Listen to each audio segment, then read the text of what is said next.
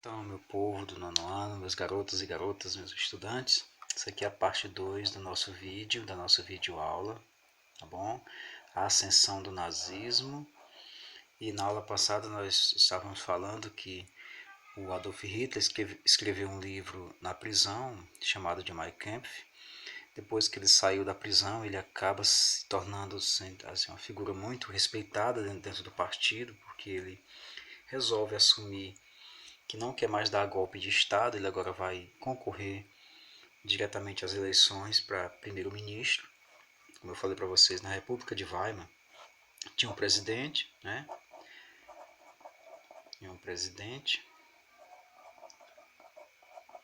só que ele não mandava. Na verdade, quem governava ele era o primeiro-ministro.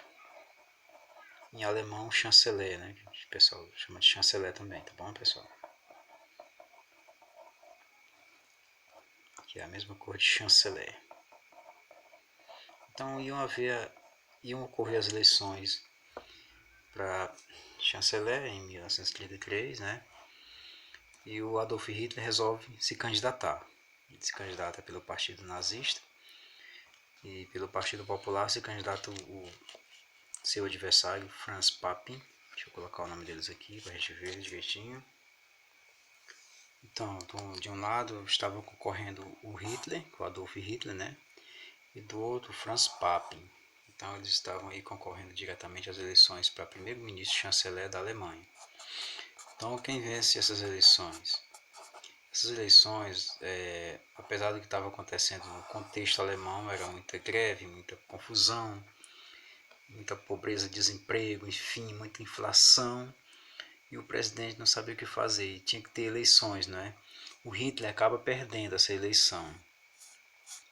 Então o que é que ocorre? Aí digamos assim, a confusão foi maior porque o pessoal foi para as ruas, falaram-se de fraude nas eleições, começaram aquelas revoltas.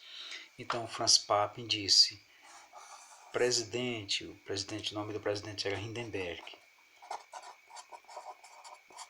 Presidente, é o seguinte, vamos fazer o seguinte, eu desisto de ser chanceler e deixa que o Hitler assuma para ver se acalma um pouco os ânimos, né?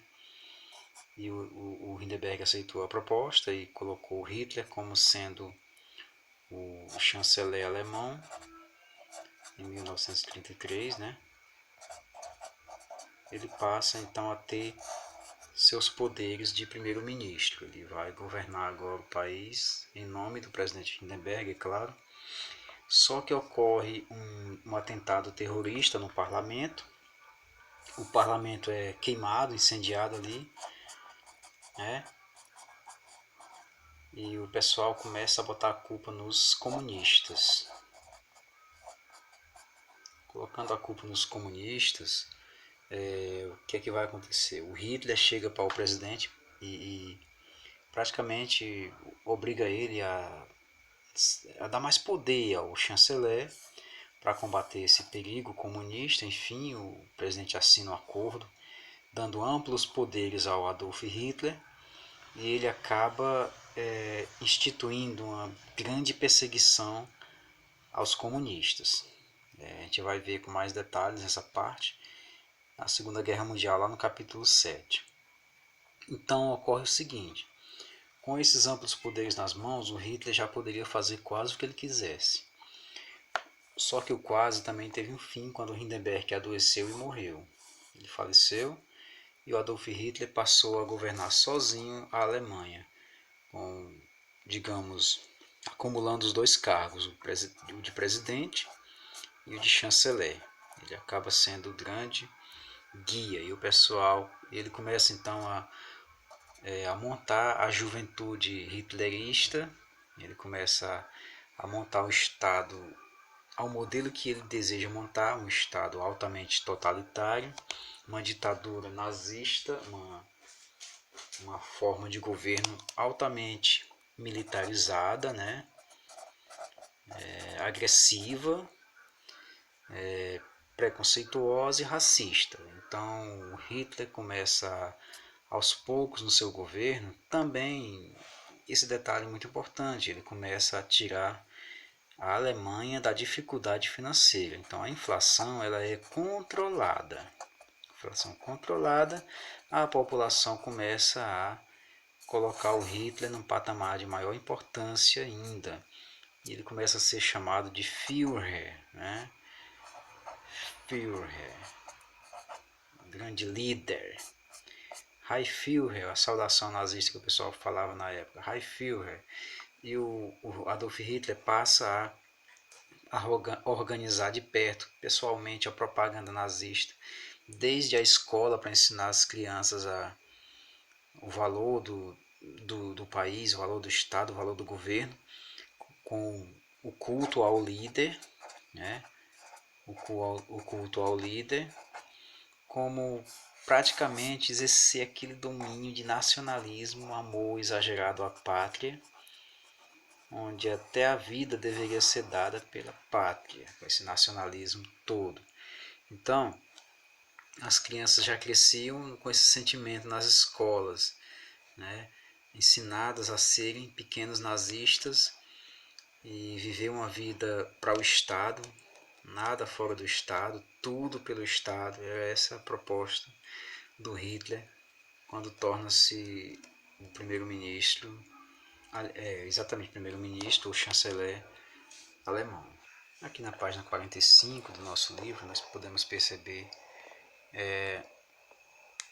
três imagens interessantes. Essa aqui é o parlamento alemão, que foi incendiado e colocaram a culpa nos comunistas. Aqui há uma saudação nazista, onde o cara diz Heil Hitler, né? Quer dizer, saudação Hitler. O Heil Führer, tanto faz eles falam a mesma coisa, quer dizer, a saudação, grande líder, grande comandante, grande chefe. E aqui uma imagem perturbadora de um campo de concentração, que nós vamos falar com mais detalhes também quando chegar no capítulo 7, na Segunda Guerra Mundial. Falaremos com mais detalhes sobre os campos de concentração. Aqui, por exemplo, é Auschwitz, que foi o maior campo de concentração do mundo, enfim, do governo nazista, em que eles conseguiram assassinar 6 milhões de pessoas nesses campos de concentração, um fenômeno chamado de Holocausto. Partindo para a página 46, a gente vai ver um pouco sobre como os nazistas espalharam essa ideia para o mundo. Ou seja, não só na Alemanha, não só na Itália funcionaram esses regimes de governo ditatoriais. Temos aqui a imagem do Francisco Franco, General Franco, na Espanha, onde o movimento foi chamado de franquismo. Em Portugal aconteceu também esse movimento totalitarista, só que em vez de nazismo ou fascismo, ele era chamado de salazarismo. E foi uma homenagem ao general Salazar, que deu um golpe de Estado em Portugal. E esse regime durou muito tempo, de 1933 até 1974. Um absurdo, o século XX quase todo, com um regime pesado em Portugal, né? No Brasil também tinha os integralistas, que eram o pessoal da extrema-direita, que exercia essa vontade de dominar o país, né? E aqui abaixo nós temos algumas imagens de alguns nazistas que foram julgados e condenados no tribunal de Nuremberg. A gente vai ver com mais detalhes sobre o tribunal no capítulo 7. Na verdade, essa aula é uma aula de introdução ao regime fascista, onde nós apresentamos aqui algumas ideias de como funcionava, como se originou, como vocês puderam ver nas aulas passadas, no fascismo na Itália. Assim como o fascismo na Itália foi daquele jeito, o nazismo da Alemanha também foi quase que igual, só que o nazismo foi mais perto da Segunda Guerra Mundial do que o fascismo. O nazismo ele foi diretamente expansionista e com ele ocorreu a Segunda Guerra Mundial, né, que acabou em 45, mas deixando aí uma mácula muito grande ao mundo, ao planeta. Esses caras aqui foram responsáveis por muitas atrocidades, uma mente psicopática de uma... como vamos falar, né? Infelizmente aconteceu isso. gente vai ver com mais detalhes futuramente. Aqui nós temos a imagem do livro do Adolf Hitler, Mein Kampf. O pessoal dava até de presente em casamento, em cerimônias. O pessoal dava esse livro para o pessoal ler. Didaticamente a gente pode estar mostrando, porque não há nada de que... Aqui é uma aula, né? Aqui nós temos aqui uma nota de franco alemão, né? De marco, aliás, um marco aqui, 100 milhões de marcos nessa nota só. A inflação era tão grande que você precisava de 100 milhões de marcos para comprar uma caixinha de cigarro, né? Enfim, foi isso que nós falamos em classe hoje. Espero que vocês tenham compreendido. Né? Na dúvida, vê o vídeo novamente. Na próxima aula a gente vai começar a responder as atividades do livro. A gente vai ajudar vocês dando dicas, enfim, porque estamos iniciando aqui uma etapa muito importante, que a partir desse momento vai se desenhar o século XX, a Guerra Fria vem depois, e muita coisa vai ocorrer, né? A gente precisa compreender tudo isso. Porque no ensino médio, vocês já devem estar em ponto de bala com todos esses assuntos. Então, gente, boa noite, boa tarde, bom dia. Fiquem de boa, fiquem na paz. Até a próxima. Valeu, tchau.